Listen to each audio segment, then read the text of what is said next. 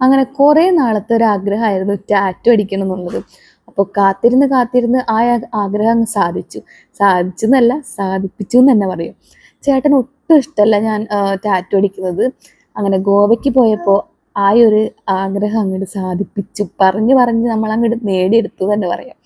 അങ്ങനെ സോപ്പിട്ട് നേടാന്നുള്ളത് പെണ്ണുങ്ങളുടെ കഴിവ് തന്നെയാണല്ലേ.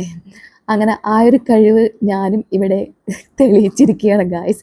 അങ്ങനെ ആദ്യം ഇത്തിരി പേടിയുണ്ടെന്നുണ്ടെങ്കിലും ഫസ്റ്റ് ടൈം ഇത് കേട്ടിട്ടല്ലാതെ കണ്ടിട്ട് പോലുമില്ല ടാറ്റു അടിക്കുന്നത്. അപ്പോൾ ഫസ്റ്റ് ടൈം തുടങ്ങിയപ്പോൾ തന്നെ നല്ലൊരു പെയിൻ ഉണ്ടായിരുന്നു. പിന്നെ അതങ്ങോട്ട് ശീലമായി. ഞാൻ ഈ ഒരു ഡിസൈനാണ് കേട്ടോ ടാറ്റു അടിച്ചത്. എനിക്കെന്തായാലും ഞാൻ വേറൊരു ഡിസൈനാണ് ചൂസ് ചെയ്ത് വെച്ചിരുന്നത്. പിന്നെ അവിടെ ചെന്നപ്പോൾ ഞാൻ ഡിസൈൻ ചേഞ്ച് ചെയ്തിട്ട് ഈ ഒരു ഡിസൈനാണ് ടാറ്റു അടിച്ചത് കേട്ടോ. അങ്ങനെ നമ്മുടെ ജീവിതത്തിൽ എന്തെങ്കിലുമൊക്കെ ആഗ്രഹം ഉണ്ടെന്നുണ്ടെങ്കിൽ നമുക്കത് നേടിയെടുക്കുമ്പോൾ ഒരു ഹാപ്പിനെസ് ഉണ്ടാവില്ലേ, അതാണ് ഇപ്പം എൻ്റെ മുഖത്ത് കാണുന്നത്.